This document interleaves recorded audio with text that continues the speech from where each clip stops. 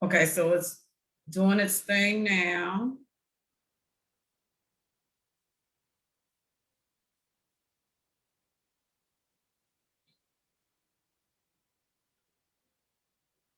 Okay, see it?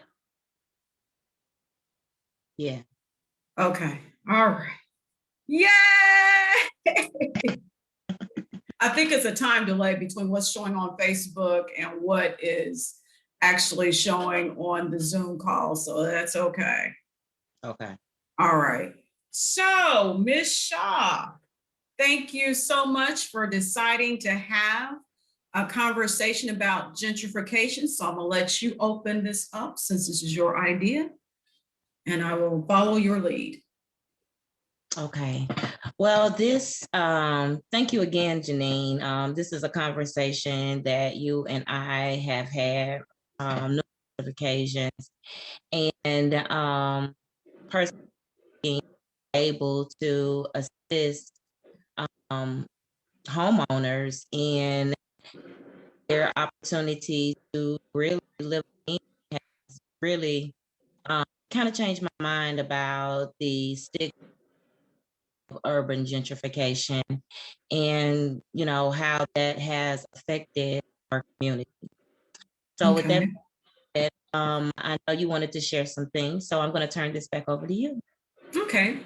Well, good evening, everyone. My name is Janine Hunter. I am a senior mortgage loan officer with We Lending. And I will say that any comments expressed here are not the opinions of We Lending. They are expressly the opinions of Janine M. Hunter and the Mortgage Chat, based upon over 25 years of mortgage lending. So let's get started when we talk about urban gentrification. When I did research on this topic yesterday, three key things came to my mind. Once was the thing that they described as redlining, which, as we know, in the urban communities, redlining was a practice back in the 30s through the 60s, and some people even say today that exists. And what that meant was that banks, credit unions, mortgage companies would not lend to certain individuals in certain zip codes. And they were primarily minority serving communities in certain zip codes in most major cities. So that's what I would say was the precursor to urban gentrification.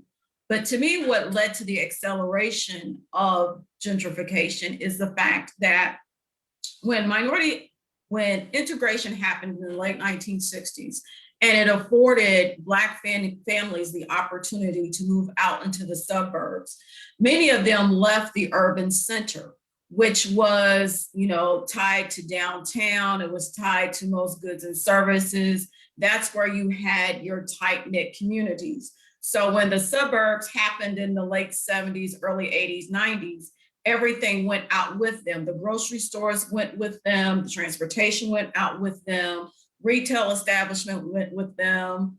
But what stayed in the city was your small mom and pop shops, Right. your liquor stores, your churches, Yeah. and the bus lines. So as a consequence, the people who were left behind, if you will, were the persons who utilized those services, but they were not utilizing them to the point where they were profitable. So then you had more situations of where your stores left the inner cities and moved back out to the suburbs, because based upon dollar and profit, which is what economic development is all based on, it was more in their business model for them to be out in the suburbs and not be in the inner cities.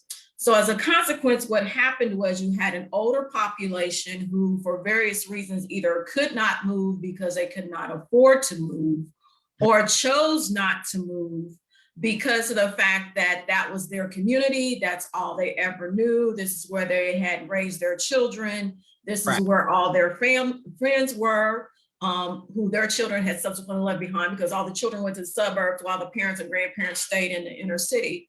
So as a consequence, what has happened is these neighborhoods have become what has been entitled disinvested. And what we mean by that is that banks have pulled out, they have become food deserts, they have become havens for investors because property is really, really, really cheap. Yeah. Most of the times because the parents, grandparents have died off, left it to children. Children do not want the property. They want the asset gone. So as a consequence, they will sell it for pennies on the dollar. Or the area, as you know, in real estate, everything is about location, location, location. So Right. it's not a good quote unquote location because there are no goods and services that would bring people back to those urban centers. Right. So I would say right in about the late 70s, you saw an influx of more affluent buyers wanting to move back into the cities. And for lack of a better term, it was the reverse of white flight. White and other non-minority communities were moving back into the cities because they no longer wanted to drive out to the suburbs. There was the opportunity for, I know in Indianapolis anyway, all the bars and all the cultural things were downtown. And because that was a part of their lifestyle, they wanted to be closer to those entities. So you started seeing neighborhoods transition that were traditionally low middle class, urban, transcending back into more affluent, high class, upper middle class neighborhoods, because as they came back in, the grocery stores came back in, the coffee shops came back in, the breweries came back in, the bookstores came back in. So as a consequence, the people who were left behind, they were what we would call a situation of being displaced, and they were displaced because the fact that their community no longer represented who they were or what their cultural norms were. Right. So what has happened is those that have chosen to stay in place do not understand their economic power. And what I mean by that is because they are of the mindset that they cannot move, that they don't have the money to move, they cannot afford to move, they are stuck. And the purpose of you and I having this conversation is to empower them to say that, yes, you can move, but you have to change your mindset about what it is that you're going to, as opposed to what you're leaving from. And a lot of people, especially in our culture, Tamara, we don't like change. So anytime anybody speaks of changing a mindset, changing a location, changing where we live, changing churches, changing grocery stores, it's like, oh my God, you said a 4-letter cuss word. And that's not what it's about. What we as African Americans don't understand is everything is based upon economics, it's based upon the dollar.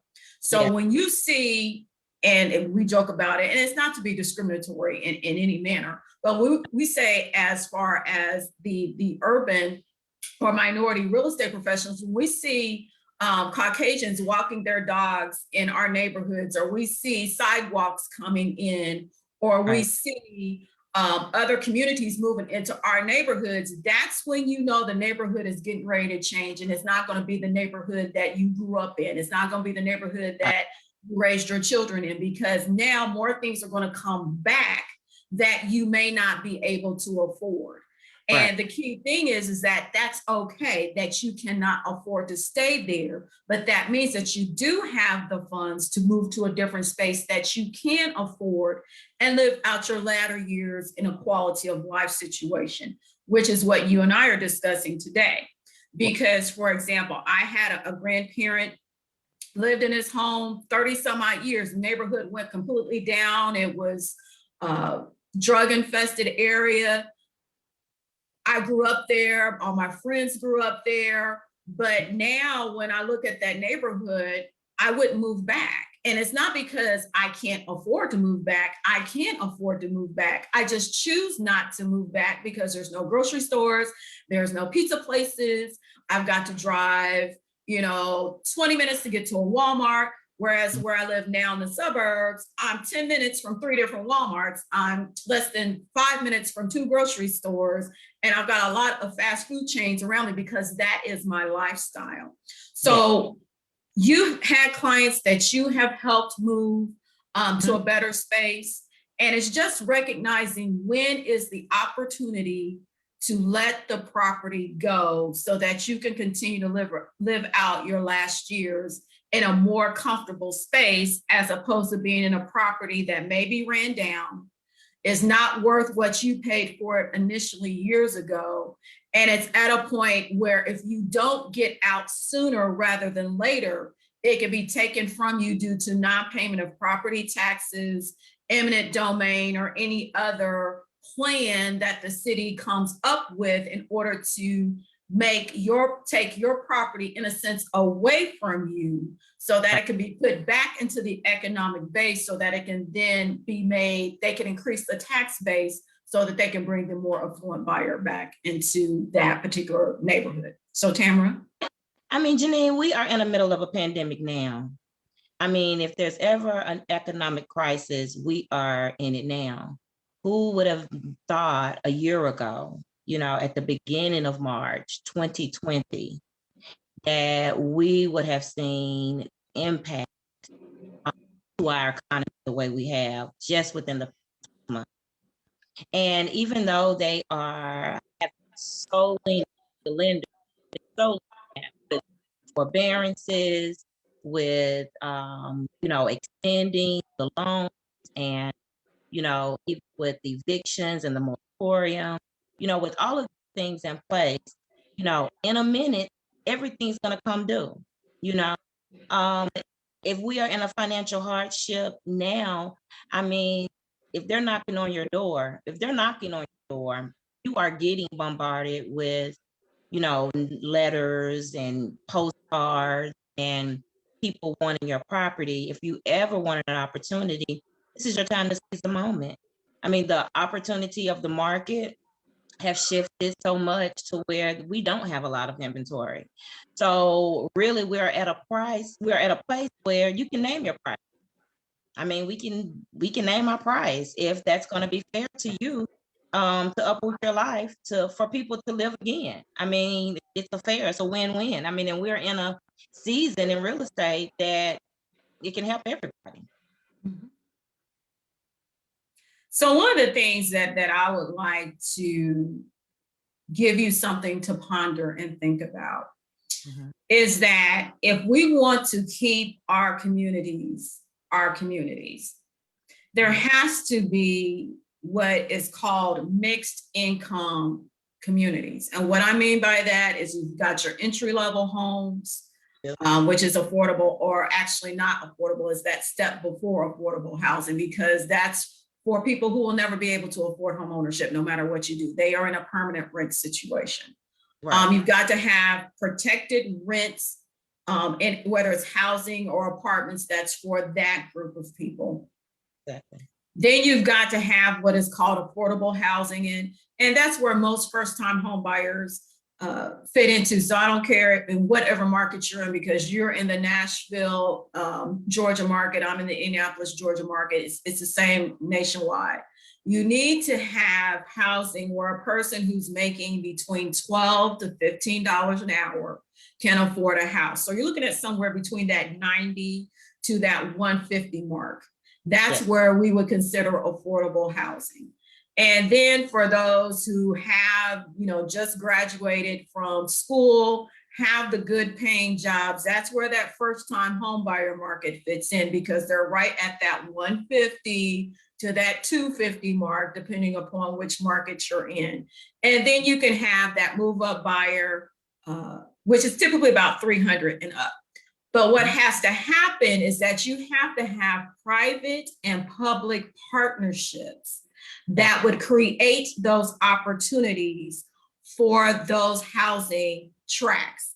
Right. And what I have seen in the area that I am in, and you can attest to the Nashville area, is that everybody has these 30-year plans about master planned communities, because that's what these are considered, as master planned communities. But they don't have the boots on the ground that have the knowledge to create those affordable and below market rent opportunities. They just have the people who are interested in the 300 and plus up market. So every city has what is called opportunity zones that investors can get land very cheap and create affordable housing. What the issue that I've seen, particularly in the Atlanta market, is that these investors come in, but they still want to create that high-end housing. They don't want to create that affordable first-time home buyer market. So as a consequence, no matter what big city you go into, whether it's Detroit, Atlanta, Indianapolis, Nashville, you've got blocks of boarded up, abandoned houses that are just sitting there because there's not anyone that has the foresight to create these affordable housing and first-time home buyer opportunities, because a lot of these houses, I know I can speak for Indianapolis, a lot of them need to be just torn down and built from the ground up. They can't be saved. They've just been dilapidated for too long. But what it is that you've got foreign investors who are sitting on this property because they know that the market is eventually going to come back. So they're just biding their time until they can get the $300,000 to $500,000 opportunities for housing. But the people who are in those communities are still living in dilapidated or not really habitable housing. I was trying to find a more politically correct term to say it, but inhabitable. It's inhabitable. Inhabitable. Because you've got slumlords who just collect rent. They don't do anything on the properties. And the people don't understand, number one, tenants' rights, because they have to understand that they have the ability to contest the conditions that they're living in. They just don't know that they have the ability to do so. But number two, there's not enough organizations that are collectively trying to change the narrative. Everybody has an idea of what should be done, but as I said earlier, there's no boots on the ground to actually do it. So, you know, again, millennials are the ones who are driving, millennials and those baby boomers who are deciding to downsize. They're the ones who are driving this gentrification movement. So what we have to do is teach the millennials how to go into these neighborhoods, because they value that sense of community. They value that sense of green. They value the sense of urban transportation and all that comes with it, which is what is a lot has been put forth in these master plan communities. And we have to teach them how to go in and see beyond the dilapidated structure that they're looking at now and do what is called a renovation loan in order to get it back to where they needed the house to be. Because everybody wants new. No one wants to go into a situation where there's a 2-bedroom, 1-bath house. Those just are not functional anymore. And when you look at most inner city or urban dwelling housing, there are either 2-1s, meaning a 2-bedroom, 1-bath, or there are 3-bedroom, 1-bath. A lot of them do not have garages. A lot of them are what we would call shotgun houses, where if you shoot a shotgun, it can go straight from the front door to the back door. And people just are not living that way anymore. I mean, not even washer and dryer hookup. That too. And you when you go, and when you go into the basement, sometimes they're dirt basements. Yeah. So, and in some communities, they're on sewer and septic. So you've got to teach the millennials and people who want to move back into these communities how to take and leverage mortgage programs that are out there so that they can create that space of, I still want to be in a quote unquote neighborhood. I want a front porch. I want to know my neighbors. I want to be able to park in front of my house safely, because a lot of times in your urban neighborhoods, there is a crime factor, but once gentrification does take place, the crime factor does go down.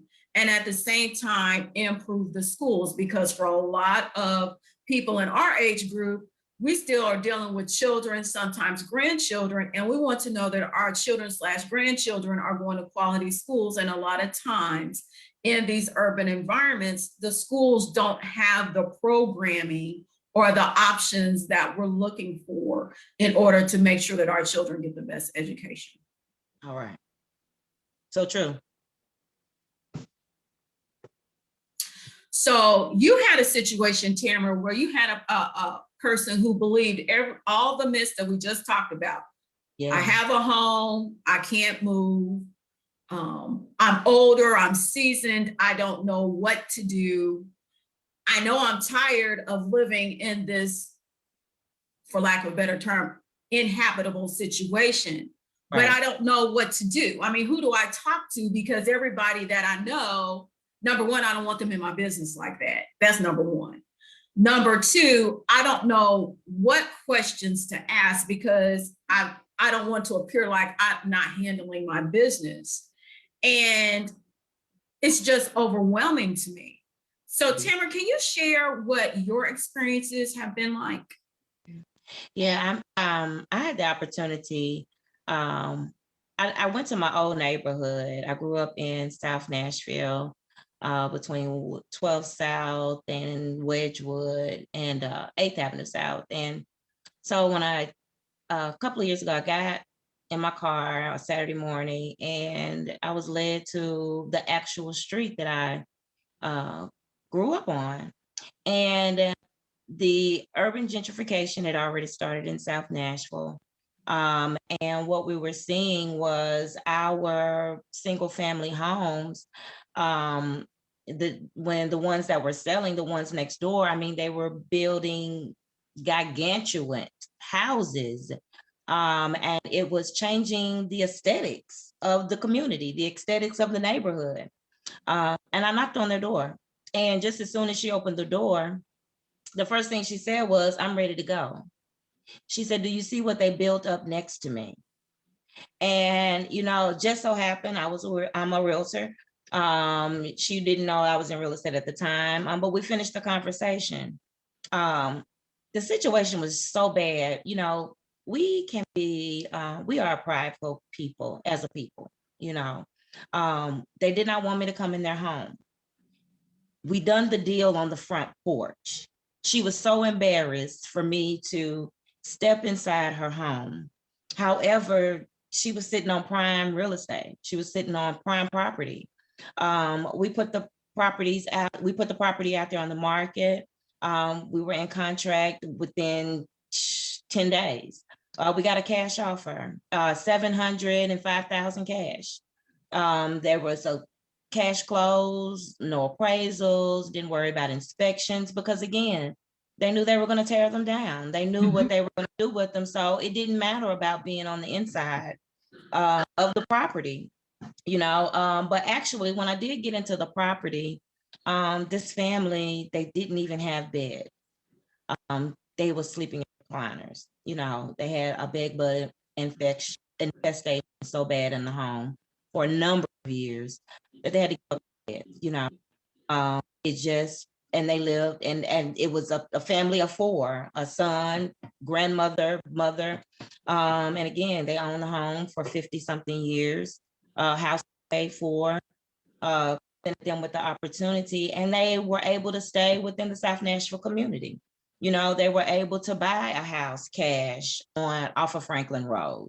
They were able to still live mortgage free, but they got a better home. When they first moved into the home and we closed on it, they would call me just about every day just to thank me, because they didn't see where they could do. They didn't see where they could pay 450 cash for a home, but still have $100,000 left over in the bank and work for the state. She still went to work every day. But it's the difference when you can go to work and your bills are paid. You have a different perspective on retirement when you already have a safe of Mm-hmm. retirement. The mother was 90 years old. She thought she was living in a hotel. She woke up they talking about what time we got to check out of here. They had to convince her, no, we own it, So, I mean, these are opportunities. I had another 78-year-old lady that wanted to sell her home.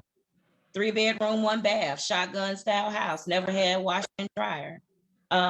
We only could do her deal for less than 200,000. But we were able to sell at 180,000. She still owed 50,000 on her property. But I showed her where we could still pay cash for property. We had to change counties, but in the event of us changing counties, she was able to get a 3-bedroom, 2-bath house with wash and dry connection. And she didn't mind the travel because she finally lived in a dream where she didn't have to share a bathroom anymore. And she didn't have to leave her home to wash her clothes. I mean, it's just the simple things in life that people begin to appreciate that they don't think that they can have, even at 70 and 60 and 80 years old. But it's possible. It's definitely possible. I know when my grandfather passed, and I know that this is a thought pattern within the African community, is that, I mean, African American community, is that when we die, we want to leave our kids the house because we couldn't leave them or take care of them, quote unquote, the way we wanted to in life. So in death, we can bequeath this money. Right. Excuse me, when my grandfather died, the house was worth about $22,000. Mhm. There was 6 siblings. 6. So by the time the sale was over with, everybody got about $4,000. 4. 4. And this is after my grandfather had put a brand new roof on the house, brand new AC on the house, brand new siding on the house. He didn't do anything on the inside, but he made sure that the exterior was taken care of. Excuse me.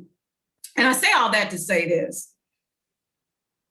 I would have much rather my grandfather had sold that house and moved to a different neighborhood to whereas he was safer.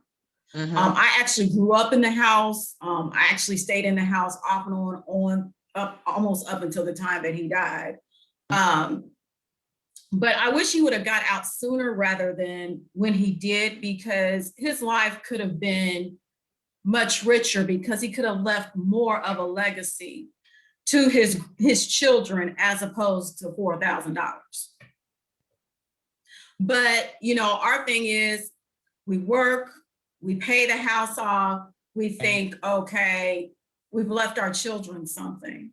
Right. But unfortunately, when we don't get out at the height of the market, which is now, and it becomes a buyer's market, we lose the opportunity to actually leave that optimal legacy. Yes, he still left his children a legacy, but what could it have been had he moved to a different neighborhood where when he died, his house was worth $150,000 and he could have left his children, you know, $10,000 or $20,000 a piece, as opposed to the 4.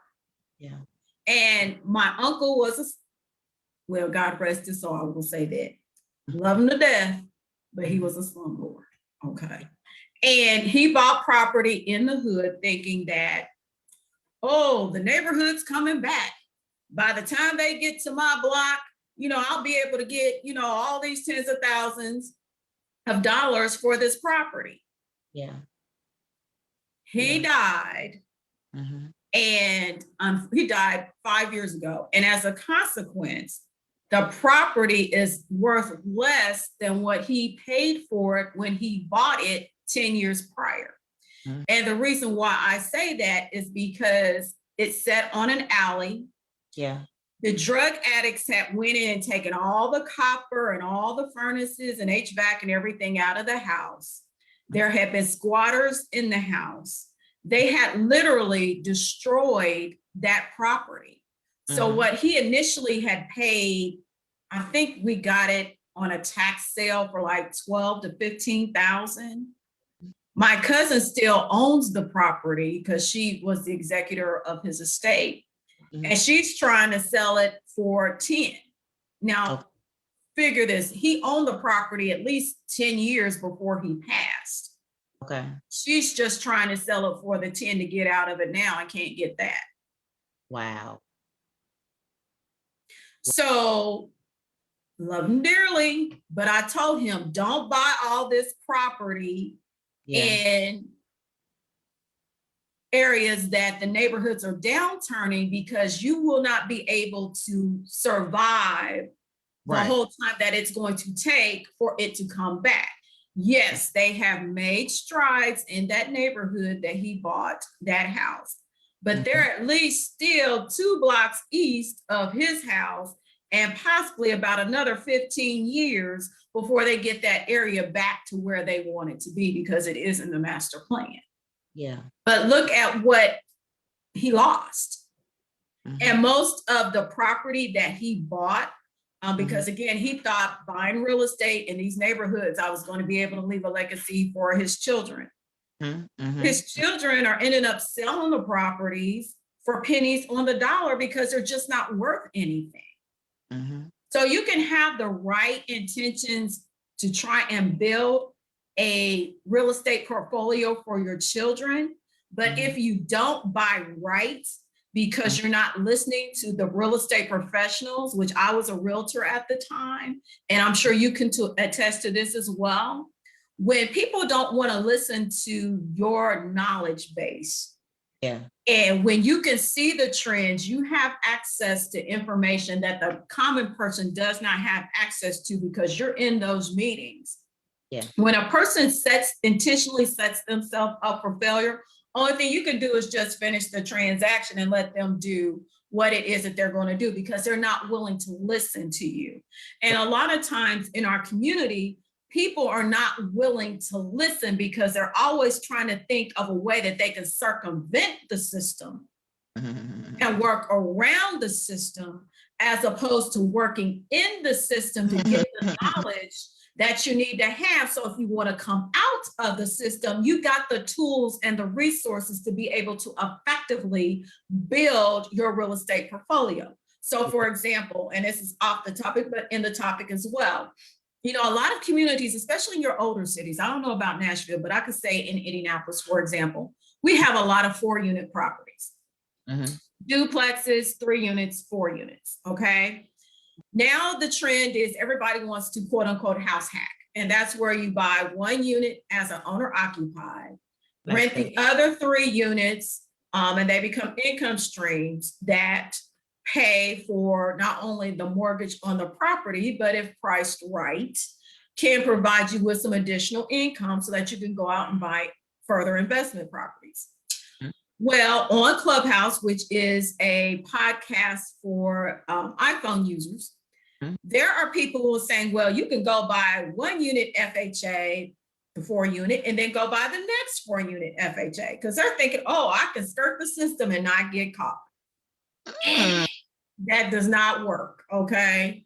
That does not work. It does not even work conventional because the thing about it is that when you are buying those properties as an owner occupant, an underwriter has to sign off on that mortgage. So the first 4 unit makes sense, okay?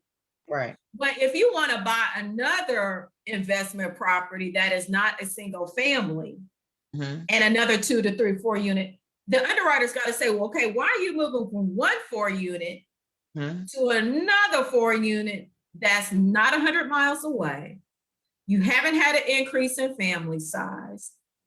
You're not in a situation where you're divorcing. And I forget what the 4th one is, but if you ain't fitting 3 of the 4 criteria, most people do not, then why would I sign for you to get another 4 unit? So again, people are trying to figure out how can I circumvent the system and build this real estate portfolio. Yeah. And that's the thing about, they used to say down south or out west, where people go sell swampland in Florida and tell you that it's this big, nice piece of land. And when you get there, it's nothing but swamp and it's inhabitable. You have to have real estate professionals that are knowledgeable about what's going on in your communities. And too many times we don't want to trust the person with the knowledge. We want to trust the person who tells us what we want to hear. So a lot of people will say, oh, well, gentrification is bad for the Black community. Yes, it is. But we have to take ownership in that. And the reason why I say we have to take ownership in that is, number one, if we had viable businesses that could go back into these storefronts, then we can have Black-owned businesses in those storefronts. But most of our businesses, number one, are service businesses, number one. Number two, they only employ 1 person, me. And number 3, they're not generating enough income to whereas they can employ other individuals. Whereas when you look at these other communities of color, The Chinese shops, when you look at the Chinese shop, everybody in there that works is Asian. When you look at your Hispanic grocery stores, everybody that works in there is Hispanic. But we as African Americans have this crab in the barrel syndrome, to whereas we don't want to support each other, number one. And number two, we don't want to help each other to get to the next level. So as a consequence, if we had a nail shop, because we got plenty of Black nail techs, if we took a strip center and there was 7 storefronts in that strip center, and you had a nail salon, you had a beauty hair supply, because we buy more hair than any other culture that there is out there. We have a food restaurant, because we like to eat. If we deposited our money and kept it in the bank, as opposed to going to these check cashing places and not having checking and savings accounts, banks would stay in our neighborhoods, because what happens is, the reason why banks come out is because the money does not stay in the bank in our neighborhoods. Right. We just go there to cash our checks. Banks don't make money that way. They make money on deposits, on mortgages, on car loans, on money market accounts, etc. We as a culture, for the most part, do not support those activities. So as a consequence, because I used to work for a bank, it's in my background, that's why we pulled out of the neighborhood. Because it costs more for us to be there when we weren't getting the return on the investment due to the lease, due to the security that we had to hire because we was always getting robbed. Right. And the vandalism that was being done on the building. So again, I go back, in that 7 front storefront, if you have a nail salon, a hair salon, a bank, a restaurant, if you had enough to support a Black-owned drugstore, or a small grocery store, to whereas you're not charging such a high price on the same goods and services that I can go to Walmart and get, then you're building that infrastructure for that community to be able to support the people that is living in that community, as well as attract your more affluent Black people back to the community. Because I had a conversation with a girlfriend yesterday, as a matter of fact, and I said, well, would you move back to your community that you grew up in? And she's like, no. And I said, you know what? I have to be honest, I wouldn't either. Because number one, my lifestyle has changed. But more importantly, the goods and services that I value are out in the suburbs. So until they bring those back to the city where I'm at, to whereas I don't have to get in my car and drive more than 5 to 10 minutes, it's better for me to stay out in the suburbs. Plus, I like where my house is now. I have land between me and the next door neighbor. And in most cities, the way that the plots are laid out, I'd have to buy 2 lots in order to have enough frontage, because I want my house to be wide as opposed to a 4 square. So you got to put all that into the conversation. But as I said, we as Black professionals who have quote unquote made it, we still living out in the exurbs, in the suburbs. We have no intentions of moving back. Right. So Robin Anderson, go ahead. She asked a question, Robin Anderson. She said, why is this different when African Americans start moving in white neighborhoods, property goes down? It's perception. It's perception that African Americans are not going to keep the properties up. And as a consequence, that really happened in the 70s, when after integration in 1968, and the Civil Rights Bill of 1968, and Blacks had the ability to move into white neighborhoods, you saw white flight, and that's when they moved even further out. And I mean, to keep it 100, they ain't always wrong about that. Because, we don't keep our neighborhoods, our properties up. I mean, this is why we having the topic. This is why we having the conversation. You know what I'm saying? So, yeah. And a lot of it too is because we buy more house than we can afford. That's our biggest challenge. Mhm. And as a consequence, once we buy the new house, then we got to buy the new furniture and the new car to go in the new house, because we can't move into the new house with the old furniture and the old car. See, that doesn't keep up with the Joneses. Mm. Mm. So then as a consequence, not only do we have a car note, a higher house note, and this furniture, then, you know, I got to go to TJ Maxx every week and buy that Michael Kors purse that's $200 that's staring me in my face. And then because I don't like cooking on a daily basis, I got to eat out 2 to 3 times a week. So as a consequence, when the house needs to have repairs on it, guess what? Ain't no money to fix it. Nobody fixed it. So then what we want to do is, especially with the roof, we want to call it in on the insurance, the homeowner's insurance, to fix that roof. Because isn't that what the homeowner's insurance is for? No. No. It is No. not. So what people don't understand is that every time you call in a claim on that homeowner's insurance to fix something inside your house because you got the money but don't want to take your money to do so, you get what is called a claim, and that claim then causes your homeowner's insurance to go up. Mm-hmm. So I don't think you're gonna find more than one claim in the middle of it. Even if you have 2 disasters in 1 year, they will drop you on your next term.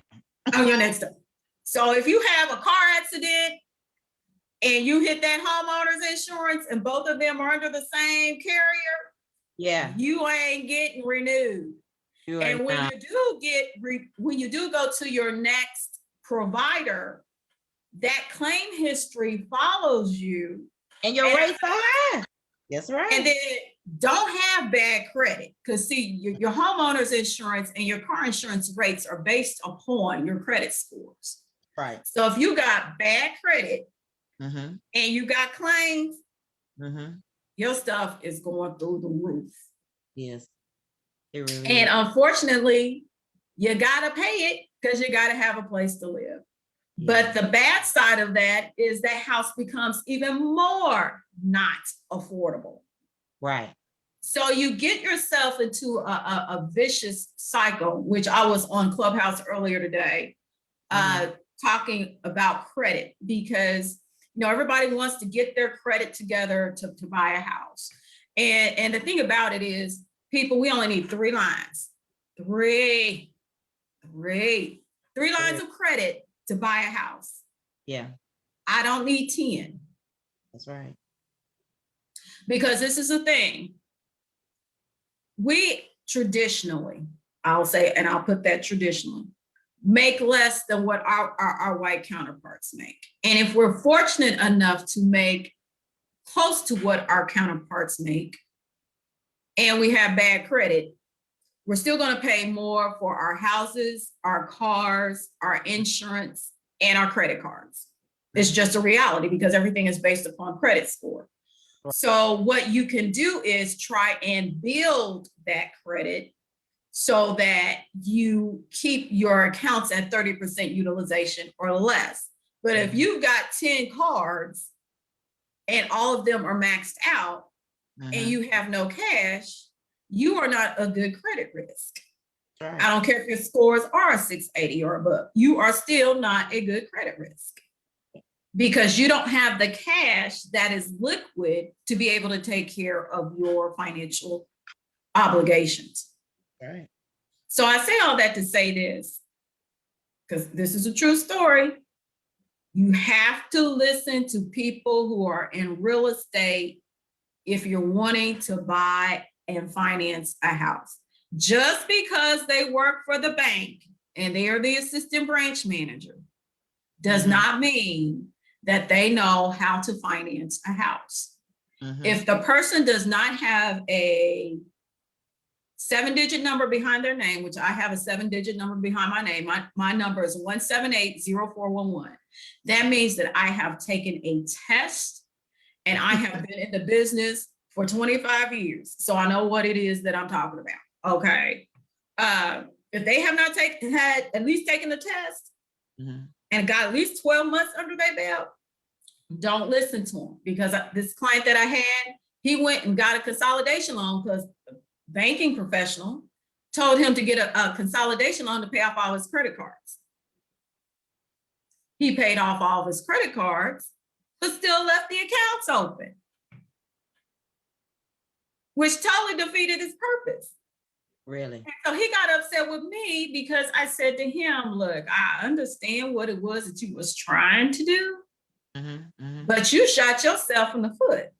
Because the thing about it is, unless those accounts are closed, we're going to assign 5% of the outstanding high credit limit as your monthly payment, because we don't know if you have went and charged on those accounts since the time the account was paid off and the time that I pulled your credit. Right. Right. So we have a question from McClurkin, Miss McClurkin. She says, should we believe our home value on Zillow, or should we get an appraisal to see our home value? Well, Miss Realtor, I'm gonna defer that question to you, because I would say no. No. No, you shouldn't believe Zillow for your home value, because again, you know, it's really, it has its own algorithm system. So I don't know how it actually works when it comes to how they come up with some home values. It could be more, it could be less. You know, again, you just never know with Zillow. As far as an appraisal, I mean, you can always get an appraisal, because again, it's going to give you a more accurate home value versus Zillow. But I mean, a representative, a great realtor representative can really pull some great comps to kind of get you in that frame of what your house would kind of appraise as, when it looks as to the conditions of it compared to the other home area and that type of thing. And from a lending perspective, what we're looking for, what the appraiser is looking at, is bedrooms to bedrooms, bathrooms to bathrooms, the square footage of the house to the square footage of the house, basement to basement, garage to garage, land. That's the main things that they're looking at as far as coming up with a value for your property. And they want to do that within a mile of your specific residence. If they have to go out beyond the mile, then they have to give justification as to why they went outside that mile radius. And so a lot of people get frustrated or aggravated, especially in this market, because a lot of people, especially on the purchase side, they're doing highest and best. And when we get the appraisals back on the lending side, we are challenging those because the appraiser had to go so far out to get that information. Right. So and we're only looking at, and they're only really looking at sales within the last 12 months. And I was going to also say that what we're really seeing is that a lot of homes, you know, people kind of done their own home renovations and did pull permits on adding room or putting a certain type of square footage. And you know, it's more than just a door to consider a room, a bedroom. You know, it has to have a closet. It has to have, you know, certain to be considered a bedroom. So, you know, you're also seeing people trying to, you know, generate more square footage than is actually really there, get more for their money. So you have to kind of really validate those the square footage of it and the, you know, the rooms on. So I know here in the Atlanta market, a lot of people have redone their basements to make them into rental units. So they'll put bedrooms, bathrooms down there. But unless it has an exterior doorway, it's just a finished basement. Right. We can't count those bedrooms or that bathroom. Right. So that's why when you are doing your renovations, as a lot of realtors say, DIY killed the market for realtors, because a lot of people thought, oh, I could go in and add, you know, this to the house and add this to the house. what you want to do is make renovations that make sense. So what sells houses, Tamara? Kitchens, Yes, bathrooms, kitchens. I'm sorry. closets. You know what I'm saying? Kitchens, That's closets. what Yes, sells houses. that's what sells. Yeah, absolutely. So And that's those are the renovations you should focus on. right. Right. What else sells? What other kinds of renovations sell houses? Adding another unit. So for example, if you have the space, which I saw this in Georgia, like you said, somebody did it to do it yourself method because it just didn't make sense. They were trying to create another bedroom, but you had to go through a one room to get into the bedroom. So there was no quote unquote hallway. So you have to design your renovation so that it has ingress and egress, meaning in an in-way and an outway. Mm-hmm. Mm-hmm. So a lot of times when we want to do it ourselves, we want to, for lack of a better term, rig it, and it just doesn't work. Mm-hmm. I went in one the other night, and it was a one-car garage type home, and when we pulled in the driveway, the garage door is gone, and they have French doors there. So we go into the house to go into the garage, and it was a half unfinished. I guess they were going to turn it into a den. However, it was still concreted, for a garage. They did do the drywall against the concrete on a portion of the garage, but again, we still have to count it as a garage. I mean, It's not finished living space. it's not finished living space, right? So, one thing that our community has to embrace that other communities have embraced a long time ago is that your first home is not your forever home. Yes, that's what I tell my clients all the time. And this is the vehicle to get you to your forever home. Yes. And especially in the market that we're in right now, Tamara, would you agree that's a seller's market? It is. I mean, in this market, I mean, you can get your forever home. I will go as far as saying that.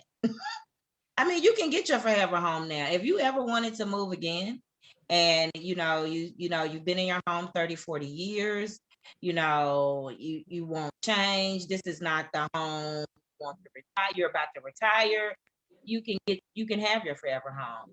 Selling your home can put you in your forever home. Right. You have the means to do what you need to do to prepare for retirement. I mean, especially with the economy the way it is. Right. You're muted.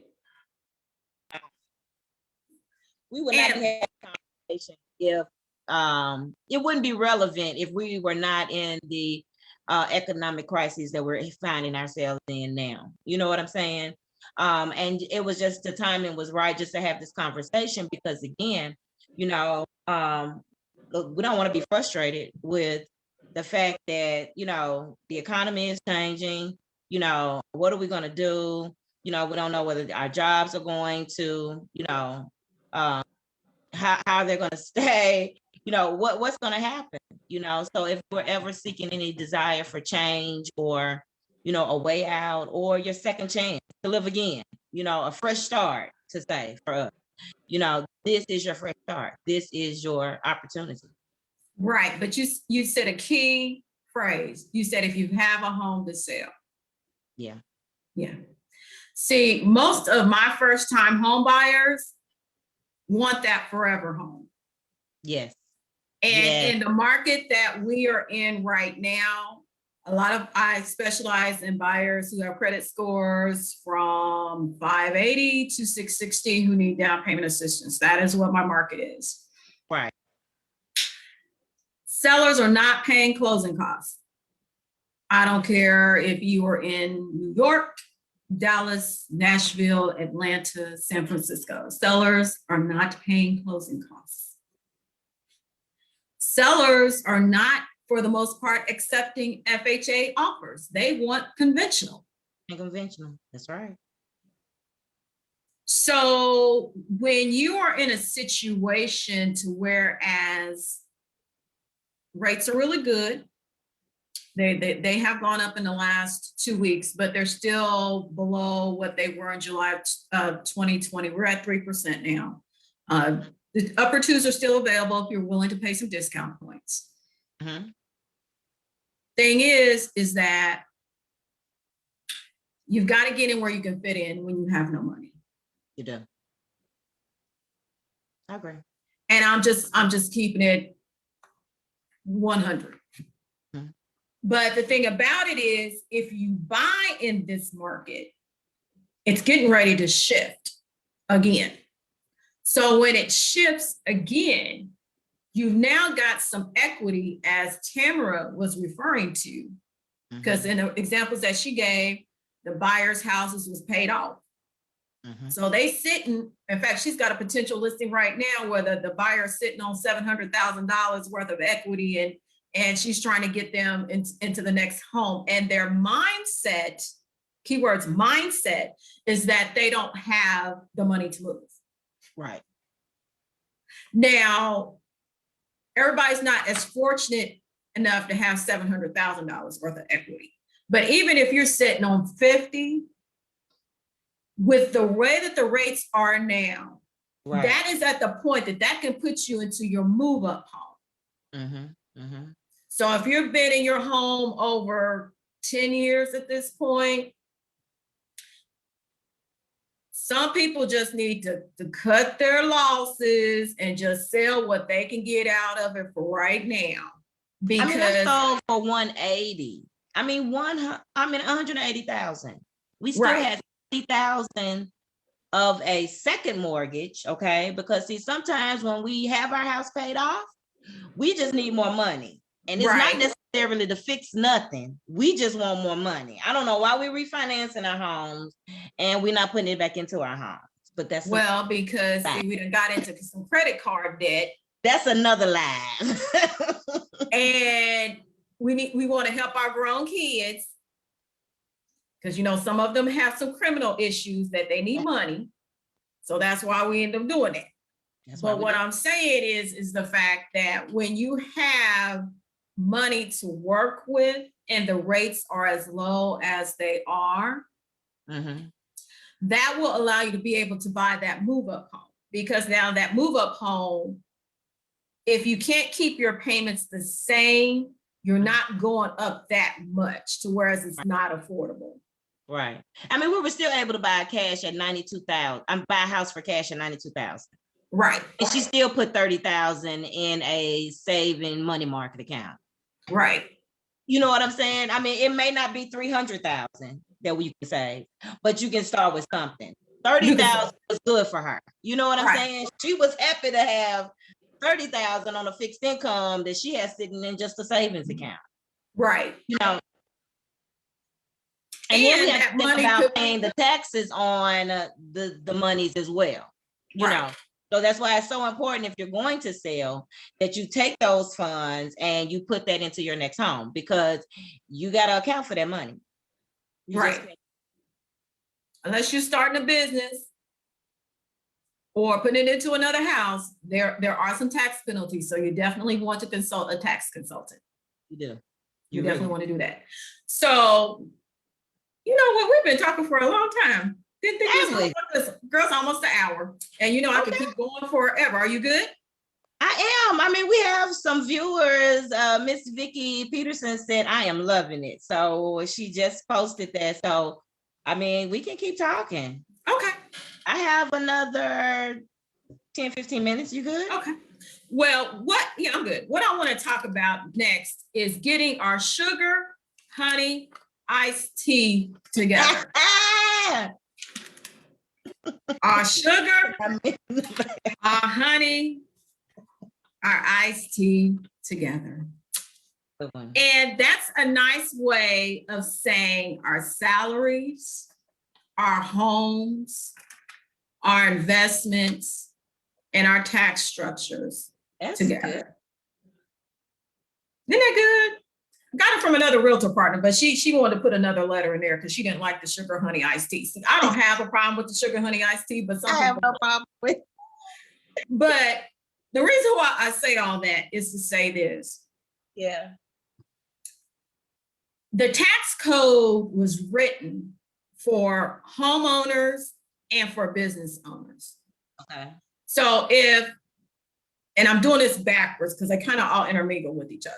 So with the tax code and being written for homeowners and for business owners, if this pandemic has shown all of us anything, is that number one, there's opportunities even in pandemic. It is. People have made a lot of money in this pandemic. Yes. Don't be fooled by that. That's number one. Number one. Right. Number one. Number two, a lot of people have started businesses in this pandemic.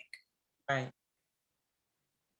So whatever your passion is, whatever your purpose is, this time should have been utilized in order to get that into a business that is going to bring in some income for you.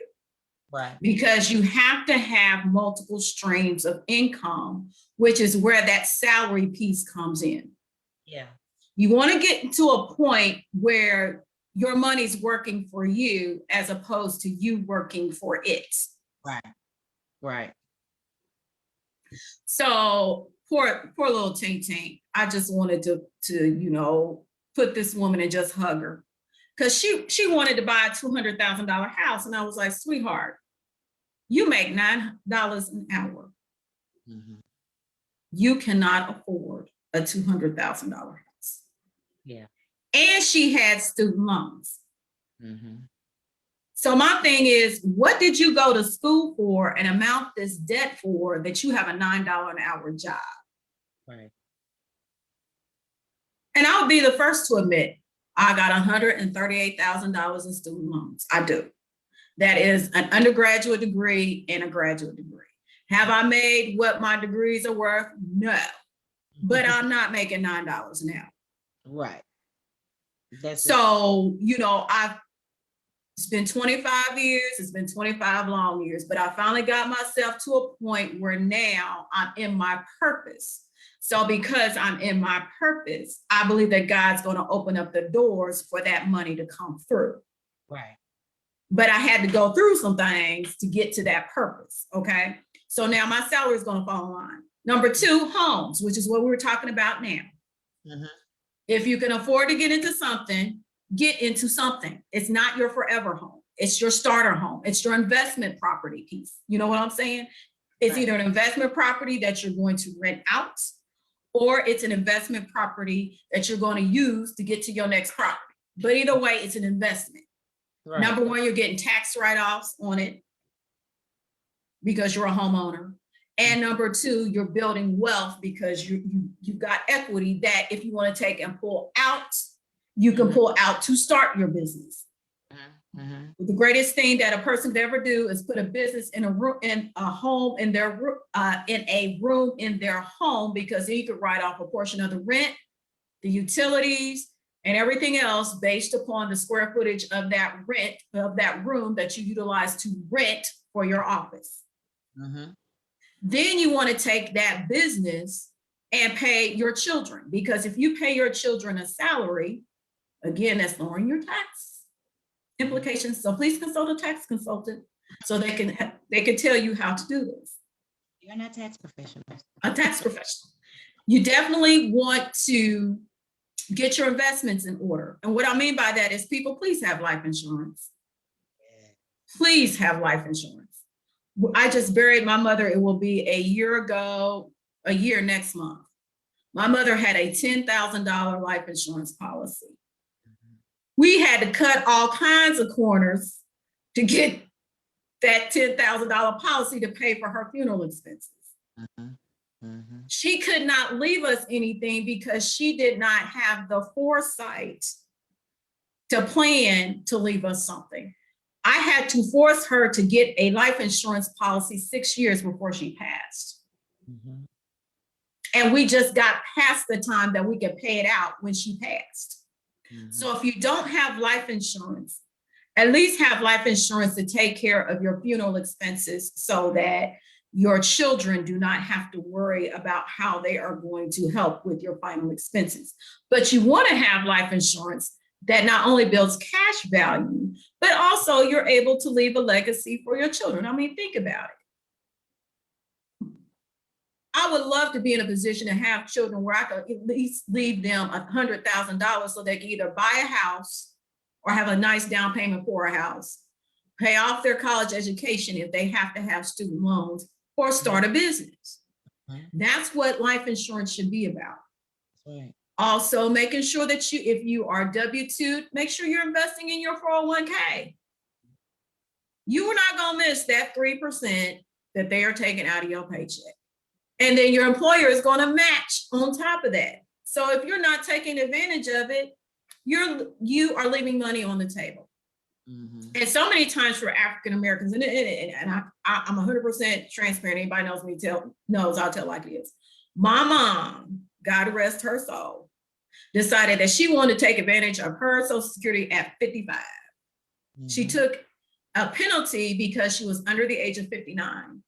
Right. We still had to help supplement her income because what she made in her latter years was not enough to cover the full expense time that they projected that she was going to need her Social Security for. Yeah.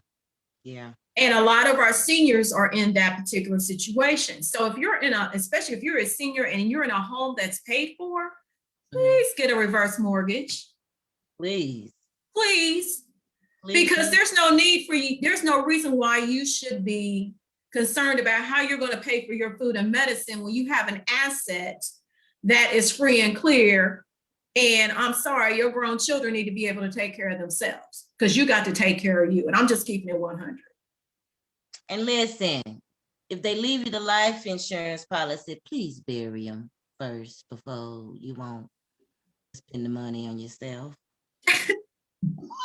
That part. I mean, I was at the funeral. I mean, we were at the funeral home at the table. You know, I mean, my grandmother just died. She only had 3 kids. I mean, you know, out of the 3 siblings, one said, I'm not signing over my portion to bury her. That's my money. That's your money. What do you mean that's your money? See, That's my money. I don't choose to bury her with my money. You don't choose to bury your mama with her life insurance policy that she left you beneficiary for, and you don't want to use your money. Not to bury my mama. See, that's a whole nother live because you got to make sure you got the right people in the right seats as far as the executor of your affairs, because that can get really ugly really quick. I got family members now who ain't speaking to each other because of the fact of how money was divvied up. I mean, I was fortunate enough to whereas I didn't count on my mother leaving me anything because I knew she couldn't. Right. And my siblings were the same way. But as I said, I got family members now who ain't speaking to folks because my relatives made decisions that they should not have made. And as a consequence, the kids aren't speaking to each other now. But again, I still love all my cousins dearly. But that's between, as far as I'm concerned, that's between the parent and God. I ain't got nothing to do with that. But that's a whole conversation in itself. But then taxes. I mean, you should not be getting a $5,000 and $6,000 tax refund. The government is keeping your money and not paying you any interest. And then what you want to do is go out and buy big screen TVs, your Michael Kors purses, and take vacations. If you are not a homeowner, I need you to take and save that money for your down payment on your house. And you should have your taxes set to the point that you either owe 200 or you get 200 back. Yeah. Because then you're getting full utilization of your money and not being in a situation where Uncle Sam is using your money and, for lack of a better term, pimping you and not giving you nothing out on the back end. That's right. Yeah. Now, I always owe because I'm single income, no kids, and I don't have enough write-offs. So I always owe. So I never get the privilege of having the big tax returns. But I see my clients, because you know they got kids, and then they claiming kids that ain't theirs. And I'm like, y'all, we got to stop that. We got to stop that, because they eventually gonna catch up to you. Well, I miss those days. You know, I'm an empty nester now, so I can't claim nobody. They claim themselves now. Well, I had a client that I was pre-approving the other day, and his tax preparer one year put the same names one year as nephews, and the next year put them as son and daughter. And I was like, sweetheart, I need you to go back and correct this, because they are his nephews. And yeah, so I need you to correct that. But as I said, we need to get our sugar, honey, iced tea together. And there are conversations that we should be having with our children when they are small, so that when they are adults, they don't make the mistakes that we made as we were adults. Because I don't know about your household, Tamara, but you know, my family operated and still to this day operate. What goes on in my house stays in my house. And guess what? Everybody was broke. That's right. And nobody can figure out how to get out of it. You know what I'm saying? And as a consequence, you know, we all got generational, what I call wealth curses, that we are carrying on this day, because nobody sat down and had the conversations about, you know, how to effectively manage money, how to balance your needs versus your wants, how to make sure, even in going to college, that you're going to the school that's going to get you the right opportunity, so that you don't have to pay $138,000 back of student loans. You know what I'm saying? So just having those meaningful conversations, and bringing this all back to gentrification, which is how we started this conversation off a little bit over an hour ago. Okay. Gentrification, it's been that long. Gentrification is not all bad. No. It just depends upon where you are in your life circumstances as to whether or not it makes sense to stay where you are, or if it makes sense to pick up your bags and move on. And for a lot of, especially our seniors, yeah, I understand that you want to stay where it's familiar, and where, you know, your few little friends are, that you can say, hey, Miss So-and-so, as they walking up and down the street.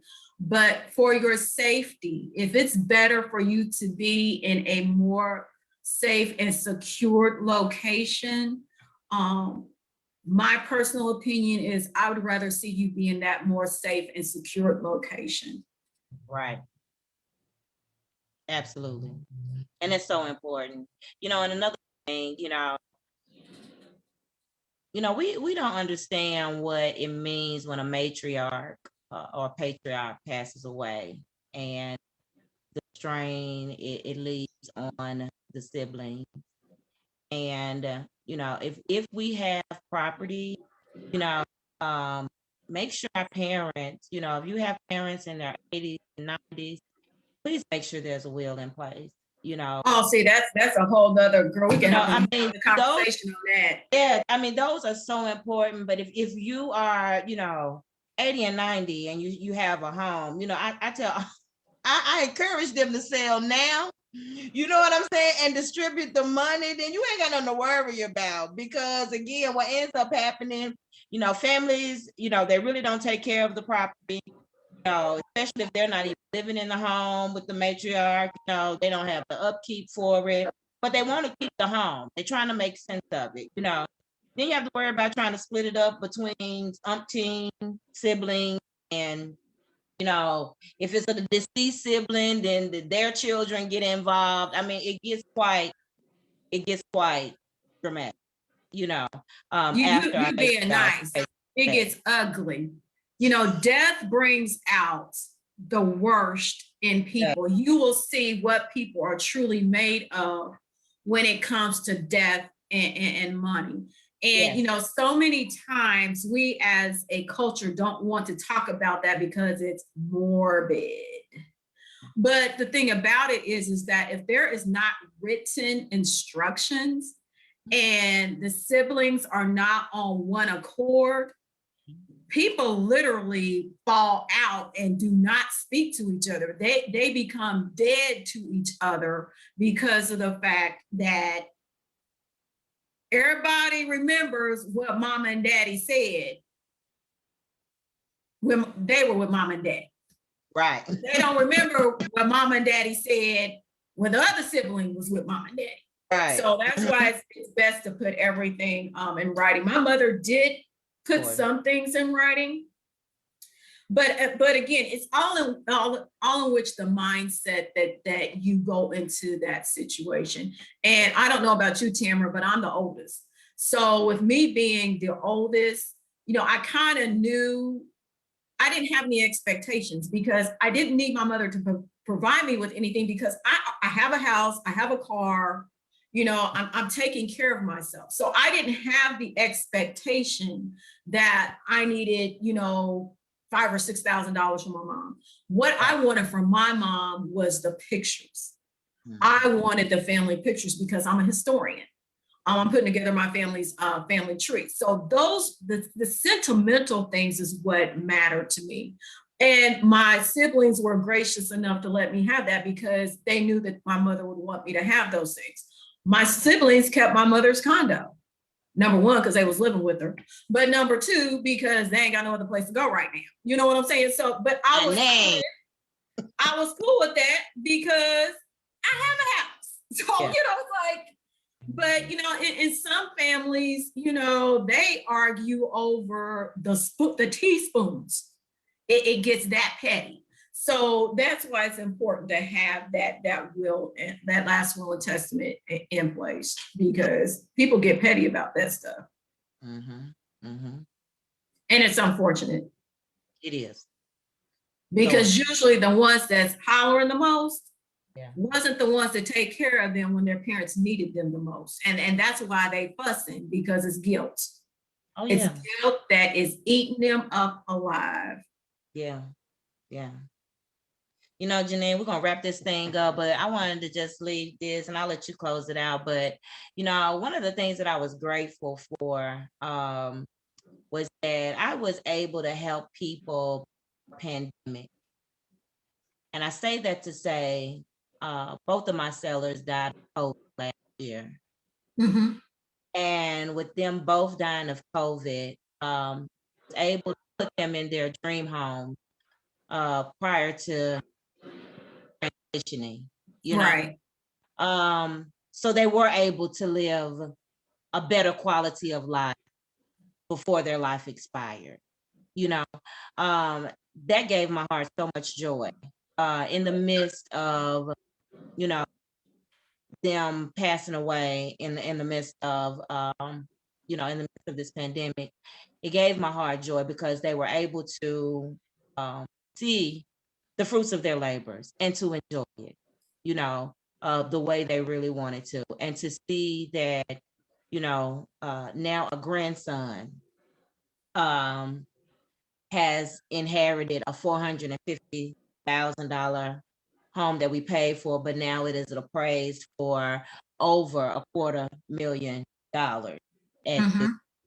at this rate. You know what I'm saying? And he's only 22 years old, and he has a $250,000 home paid for that he can live in, mortgage free. You know what I'm saying? So, you know, it does pass on to the generation. The generations do appreciate it, you know.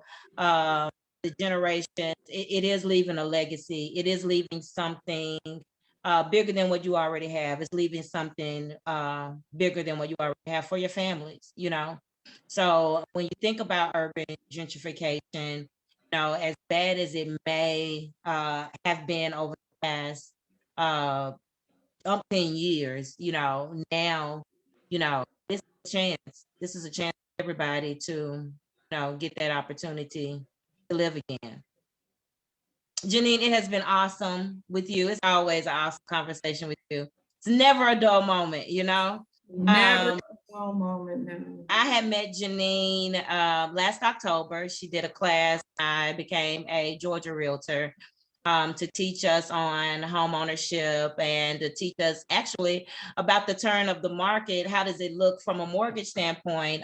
Again, educating our customers on what it means to be communicating, with your lenders right now, with your income is shifted and those names. So it has always been a pleasure. We're going to come back again, Janine. Of course, I could run my mouth about real estate forever.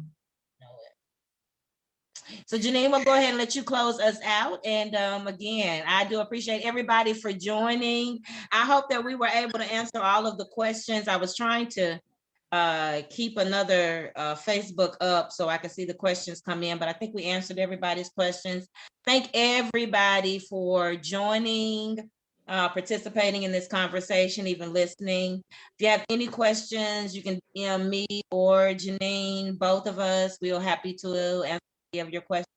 My name is Tamara Shaw. I am a realtor with EXP Realty in Tennessee and Georgia. And again, it's been my pleasure.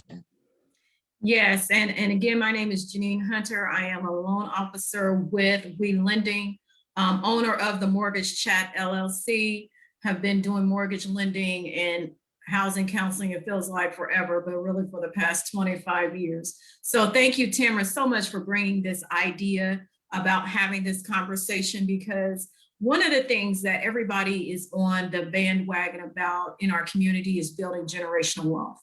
Yes. And for African Americans, our biggest asset is our homes. But the thing that we have to learn how to do is how to leverage that asset, not only so that we can build on the legacy, but that we have a legacy to leave behind.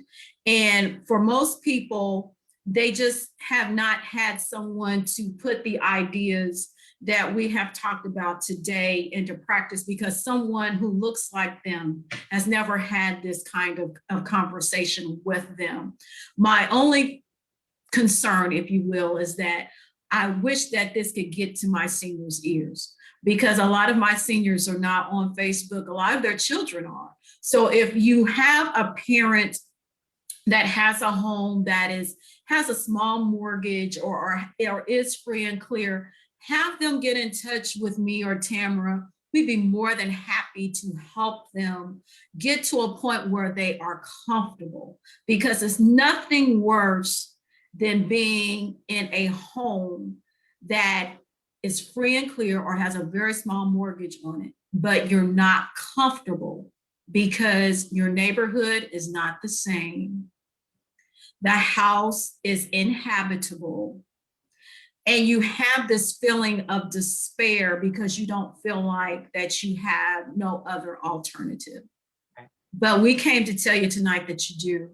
You just got to get in touch with the right people who are going to help you not be taken advantage of, because unfortunately, especially for our seniors, we have to protect them, because so many people want to take advantage of them because they feel like that they are not educated enough or they're not smart enough.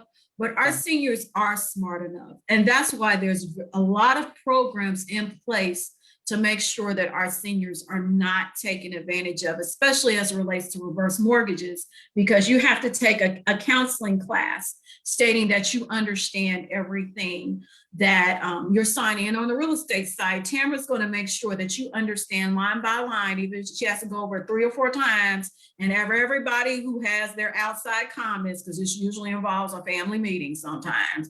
She will have the family meeting with individuals to make sure that you're making the best decision. But again, I never want a senior to ever feel like they have no hope, because you do.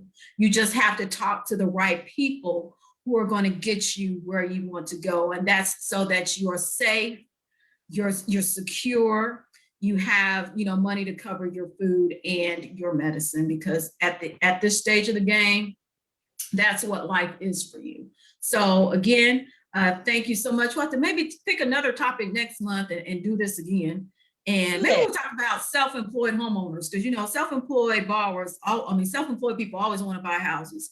So maybe we can talk about that next month. But again, it was especially when we had so many self-employed people come self-employed between the pandemic. That's right. so important. Exactly. So let's put that on the books for next month. So thank you so much, Tamara. It was a pleasure talking with you, and you have a good evening. Yeah, you too. Appreciate you. Bye.